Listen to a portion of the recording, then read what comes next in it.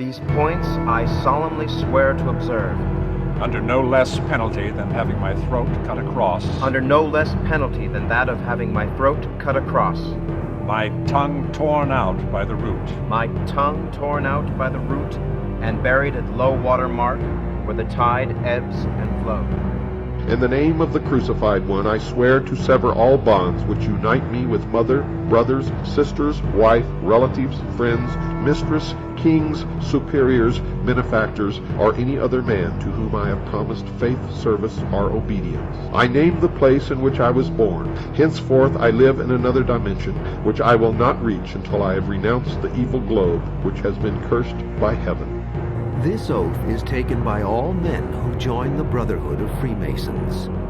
All over the world, there are 6 million people who call themselves Freemasons and believe they are spreading the light, but they are actually very much afraid of the light. Nearly 6 million members of all races and religions, all men, and all believers in a supreme being, meet in nearly windowless lodges throughout the world.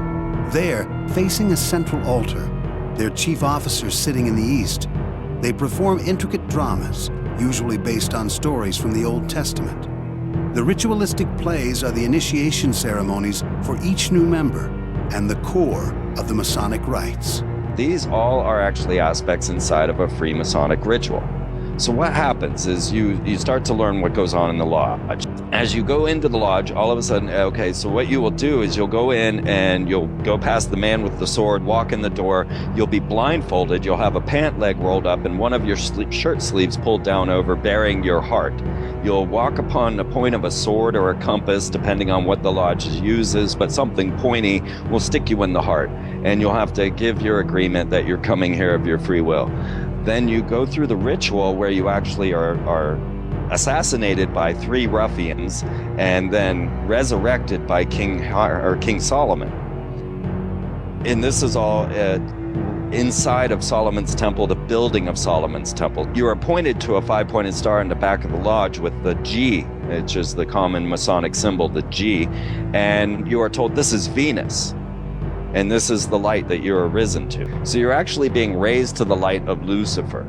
It is generally acknowledged as a fraternity of men bound by secret oaths and rituals. The sacred writings are to govern our faith. The square is to regulate our actions.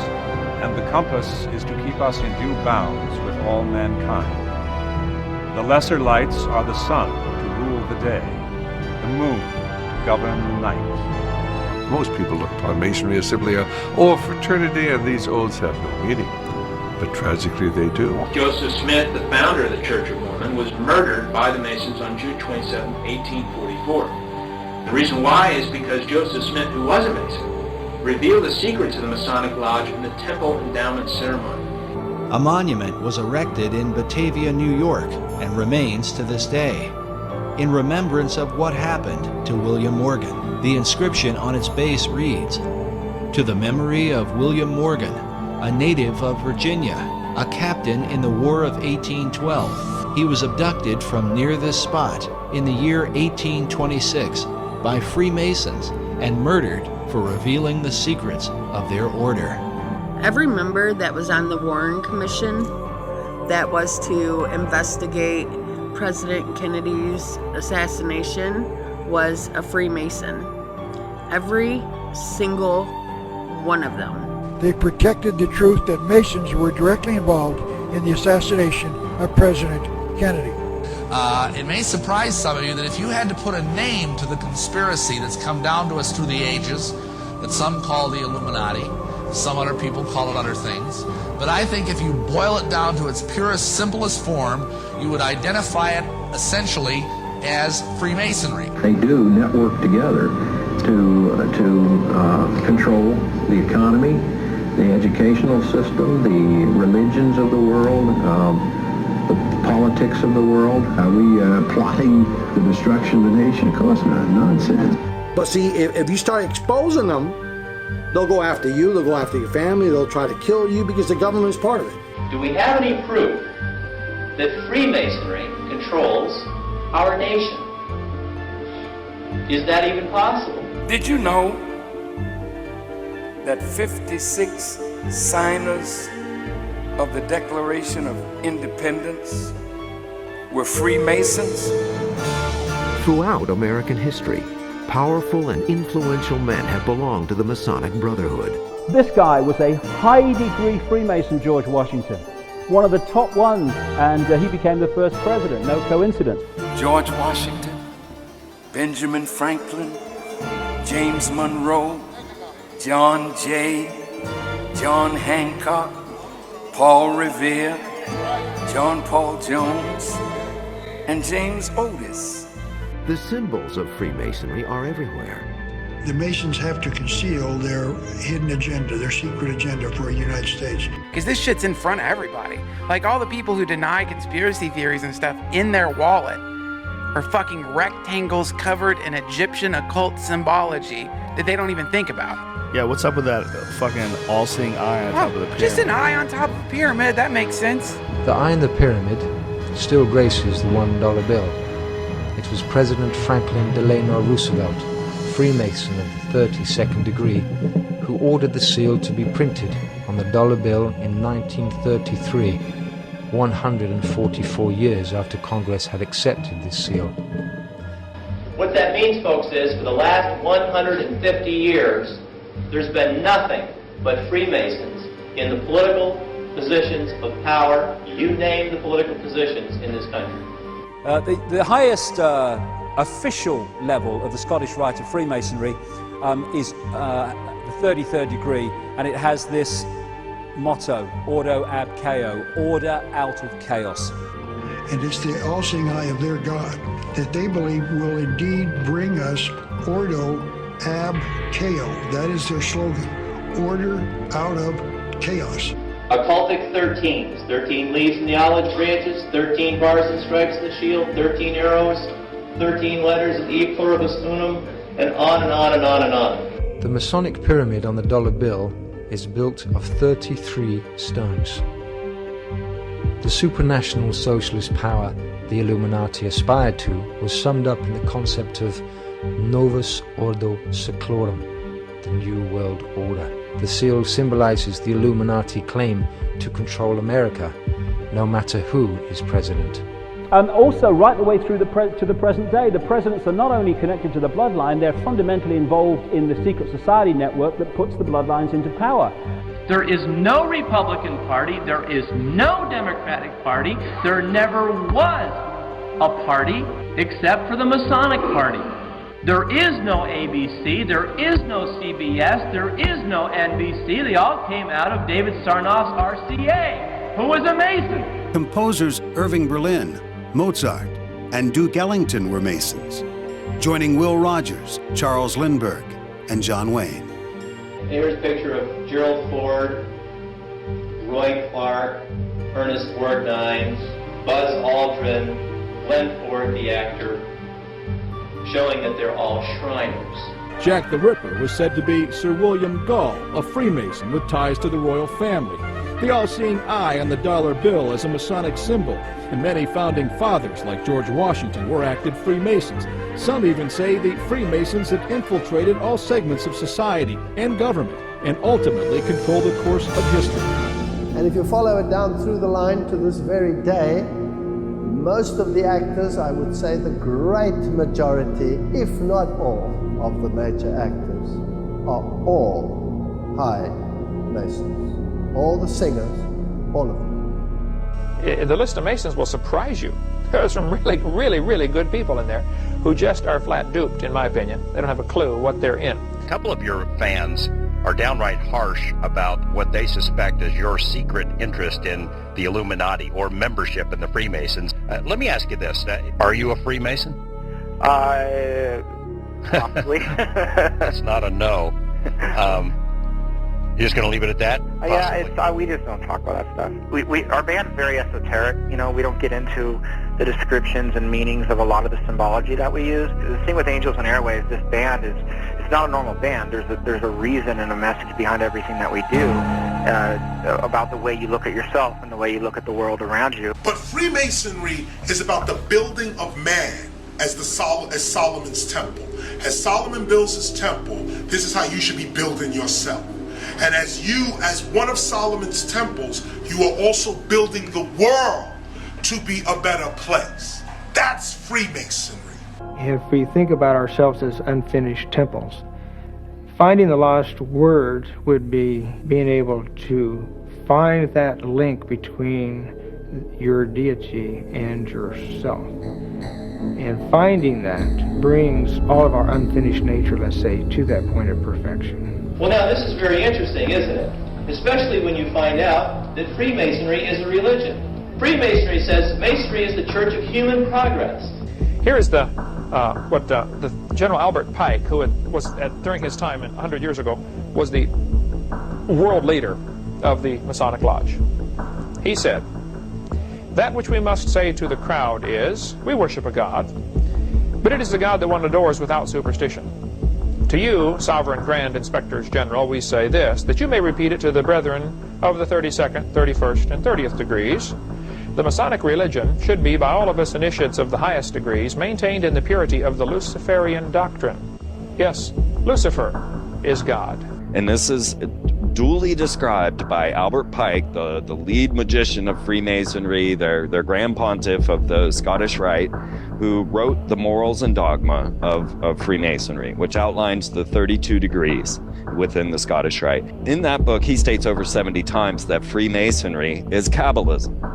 Now, Kabbalism is an ancient Hebrew mysticism. So when you start to see all the Star of Davids inside of a lodge, or you see the Hebrew and all the different connections of Judaic law and things in Freemasonry, you'll start to understand where they're coming from. You get back to the Masonic fraternity of Freemasonry. Yeah. Their great symbol is G. You'll look at the star on the compass, which is a stylized Star of David. In fact, they have the entire Star of David in many Masonic temples. Why is that? To many Christians, the symbol represents the nation of Israel, and they call it the Star of David. But a closer look at the history and purpose of this symbol will reveal something quite startling and disturbing. The low-ranking OES members, Eastern Star members, and Freemasons are not aware that what they are signing up for is a Luciferian doctrine and pagan occult practices. As with all secret societies, you have levels, and if you're on the lower levels, you don't even know they're upper levels. They don't even tell you.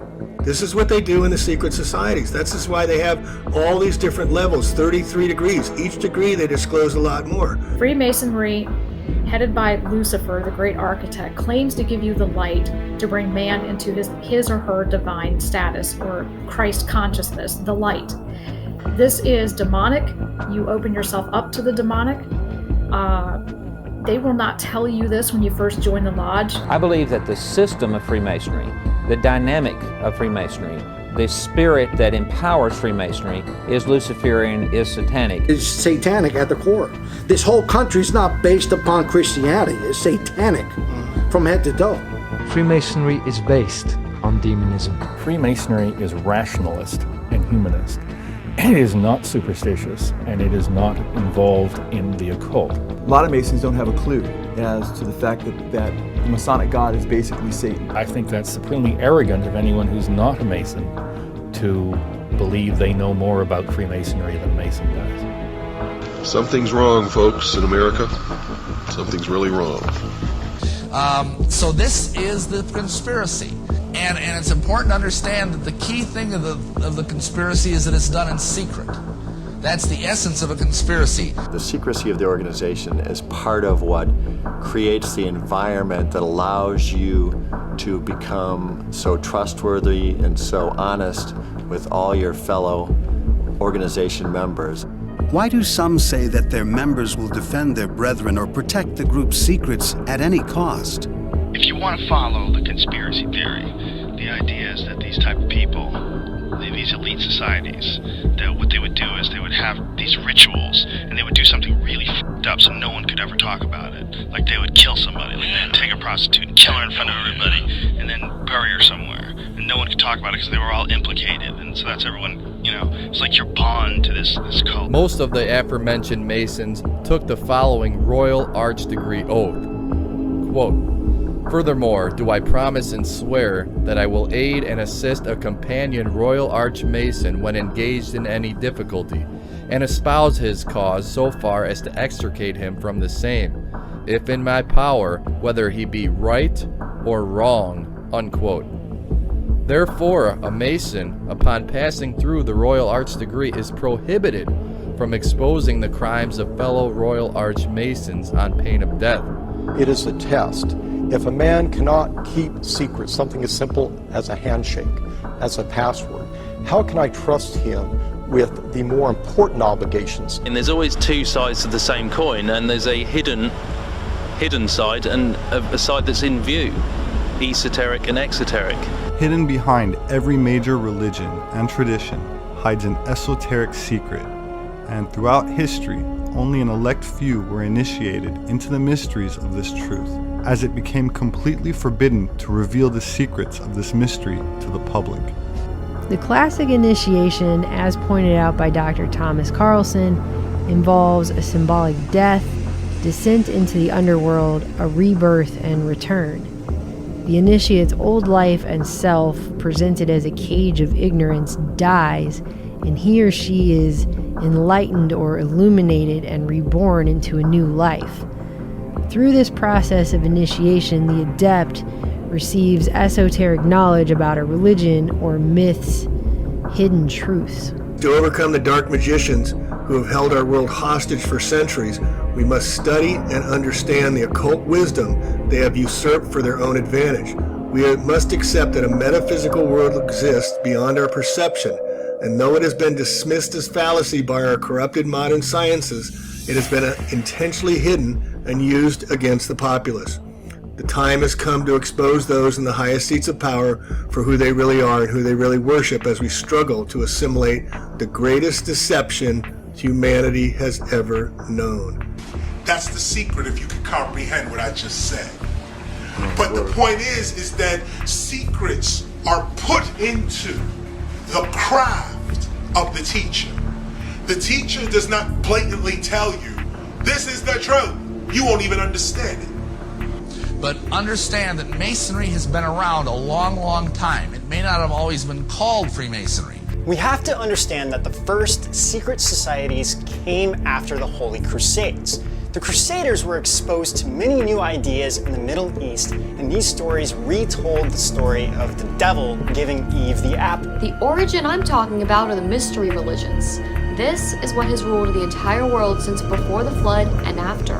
Secret knowledge, enlightenment, the Kabbalah, sun worship, moon worship, stellar worship, paganism. This practice goes by many names, but in the end, it all comes back to Mystery Babylon, the teachings of the fallen angels. When the Crusaders returned home, they knew that they'd be put to death for talking about these things, so they created several secret societies where men were sworn to secrecy under oaths and pain of death if they talked about anything outside the circle. These secret societies were the Templars, the Rosicrucians, and Freemasons. Since the Dark Ages, misguided, selfish individuals have joined various cults such as the OTO, the Knights Templar, and Freemasonry in order to study different elements of ritual, blood oaths, and a form of the Kabbalah.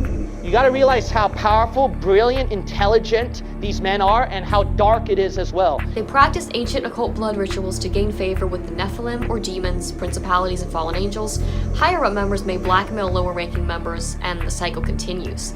They believe themselves to be above the law and have a right to control those below them. The upper levels of Freemasonry require the initiate to memorize dozens of pages of text written in Hebrew and study symbols used in the Goetia to invoke spirits. In fact, they have the entire Star of David in many Masonic temples.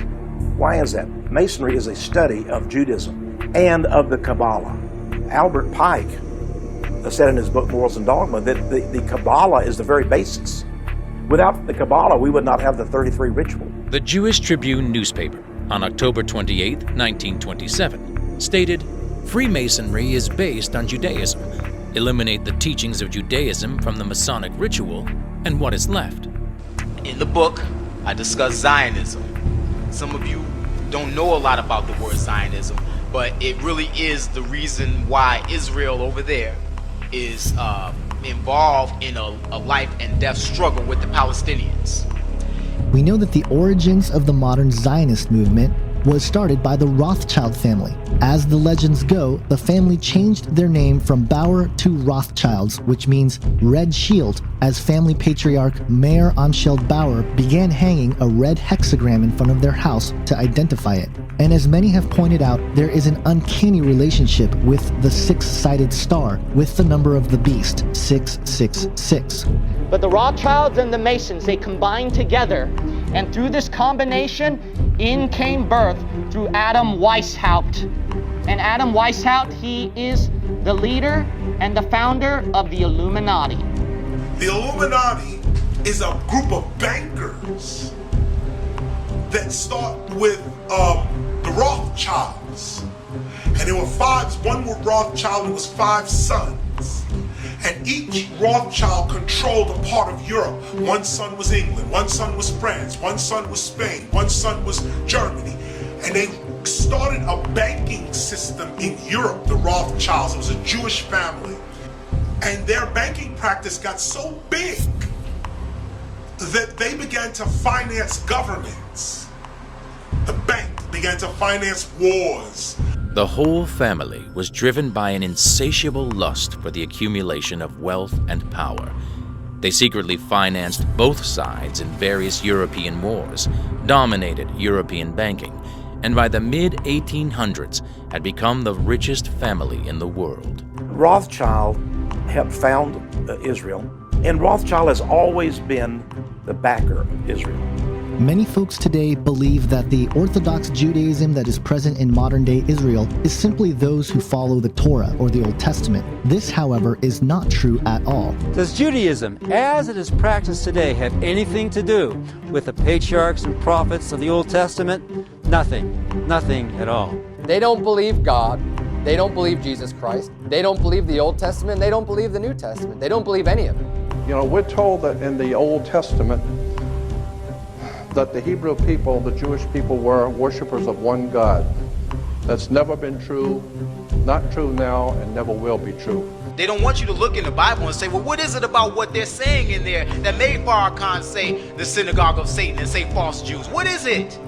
You know, in Revelation 2 and 3, there's interesting verses which talk about them which say they are Jews and are not, but are the Synagogue of Satan. It's not hard to figure out who the Synagogue of Satan is when you realize that there's only one religion in this world that uses synagogues. It's not an accident that in those days, the Jews wanted Jesus dead. That's actual fact. That's not hate teachings. If you read the Bible, that's an actual fact. They can't escape that. Do you believe that the Jews killed Jesus? It's possible the Jews did kill Jesus. Right. So let's say they did. All right? Maybe he deserved to die, but maybe he was a troublemaker. Let's assume we did. So we killed somebody. I hope the Jews did kill Christ. I'd do it again. The church fathers blamed the Jews for the death of Jesus, and that is Paul's doing. To this day, 26% of all Americans believe that Jews were responsible in the death of Jesus. When Mel Gibson came out with his The Temptation of Christ, oh, he's an anti-Semite. What a horrible person. He says the Jews, killed Jesus. Well, that's what the Bible says.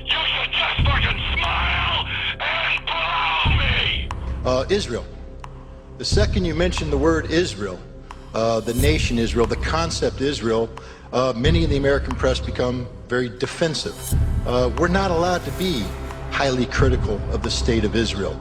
And the other thing we're not allowed to do is discuss the notion that Israel and the notion of Israeli interests may in fact be dictating what America is doing.